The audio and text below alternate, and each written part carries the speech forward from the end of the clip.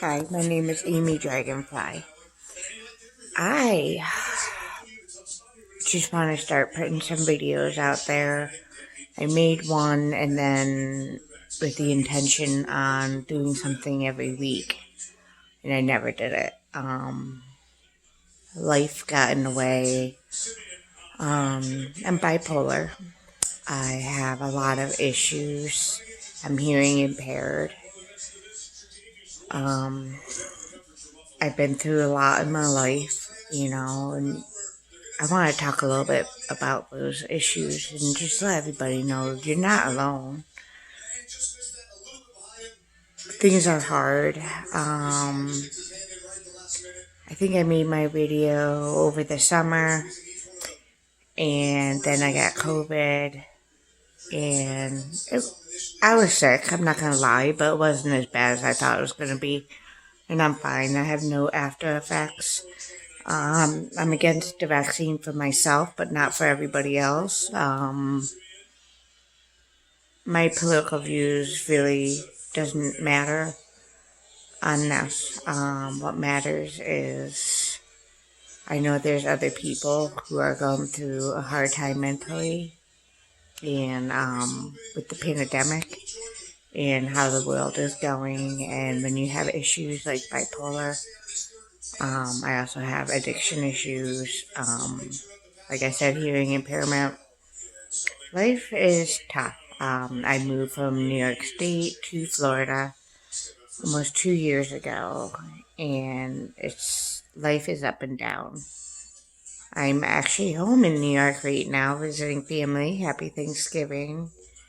Very bittersweet for me. A lot of sad things and life changing, but being with my family means the world to me. My bipolar is pretty bad right now. Florida, I love Florida. I love everything about Florida. I love the political views of Florida. I don't want to change anything, but what does need to change in Florida is the mental health situation. There's no help. I have my family doctor taking care of my medicine. She's doing the best she can. I'm disabled. I can only work part-time because of my mood swings and my depression. I pretty much work every other day, 20 hours a week. If I have too much time off, I get depressed. If I work too much, then I tend to call out of work because I'm depressed. So being on disability and being disabled is very helpful.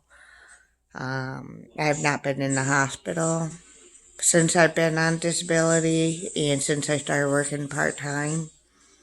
I have to say, I'm probably should be in the hospital, but I'm fighting it every step of the way. I'm trying to do things myself. I'm postmenopause. My mood swings are out of control. My anger is out of control. I'm losing friends. I'm also a domestic abuse survivor, and a lot of things have been triggering me lately. And I don't know how to handle it. I fly off the handle so fast. I go from 0 to 400 in a nanosecond. I'm fine. I'm happy. Then somebody will say something insulting and it triggers me and off I run. Then, the yelling, the screaming, the mean words come out of my mouth, the crying uncontrollably. And, so I just wanted to share my experience. I'm trying to keep these videos a lot shorter than my first one. My first one was 20 minutes. I'm gonna try to just do 10 minutes this time. Being bipolar is very difficult, especially now. The world is changing. People are more divided than ever. And it's really hard. It's very, very hard. And, I go home probably few times a year and my parents are in their mid-70s, and it's different when you don't see them every day or every week. It's like that I come see them and I can see them age. It's very heartbreaking and sad, so I cherish every moment I can. Um, I'm not very good at this yet. I don't know if I ever will be. I do feel like dying every day. But the key is not to do it. Not to do it. Always look for something that can brighten your day. Look for the little things in life. Look for something that, even a little thing that makes you smile. A song, even if it's a stupid song, like my text message notifications, I'll put something so stupid and goofy and that makes me happy, like the song Dance Monkey. That's my notification. It bugs the shit out of everybody, but it makes me laugh. Just little things like that. I don't want to die. I don't intend on dying, but when you're bipolar, those thoughts keep going. Sometimes you think you're better off, you know. I'm at the point where I wonder what I have to offer anybody. I've been single for 2 years. I've never been single my entire life. I've jumped from relationship to relationship. And my last relationship was 7 years. He was very mentally and physically abusive to me. I hid my feelings in drugs. I have infertility issues. I've had miscarriages.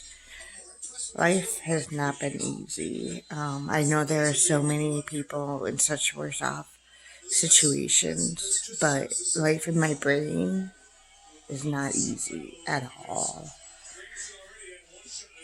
You know, people with bipolar like me, I also feel like I'm somewhat of an empath. Like, I feel people's energies.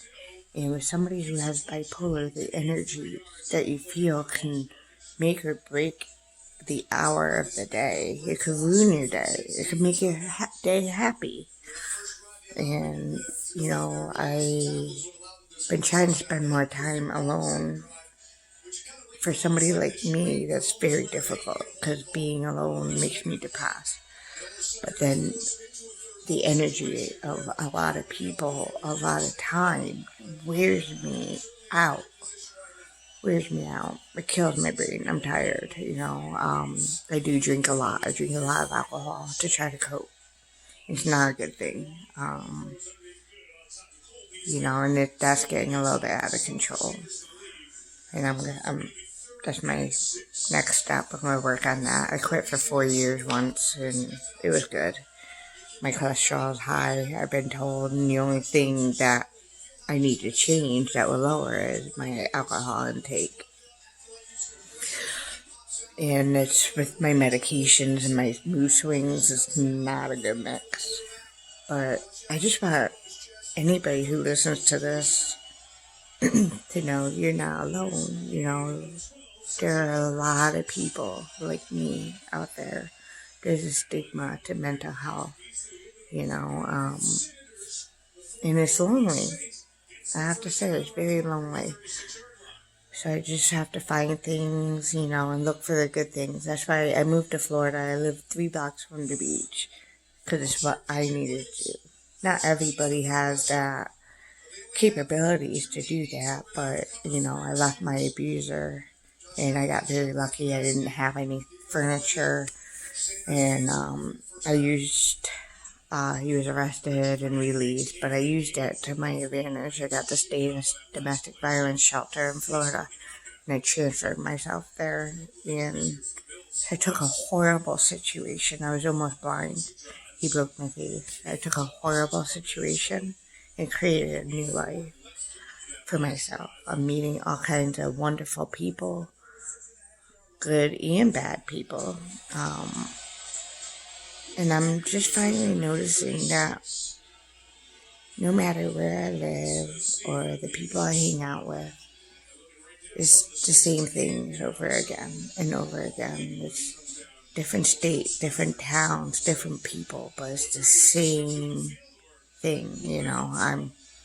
a psycho. I'm called a psycho. Everybody talks behind my back, saying all the same things that they did in New York and in Florida. It follows me, and I know it's me. I'm the common denominator. And it makes me really depressed and very sad that I can't get away from that.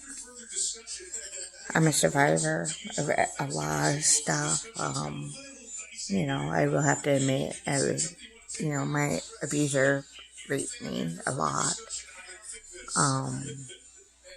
But I loved him so much, and I didn't think it was rape, but I've said no. I cried while it was happening. I didn't want it.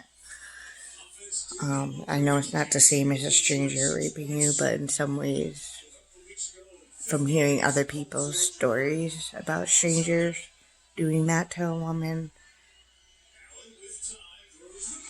I'm so empathetic, but somehow I feel like it's worse when your significant other does that to you because you trust that person, you love that person, and it breaks you down. So, anyway, I'm at 11 minutes. Heads up, keep your heads up, people. You're not alone. I'm going to try to share more stories and let everybody know because even if nobody sees these videos, it's actually helping me to talk about it. So, see you next time.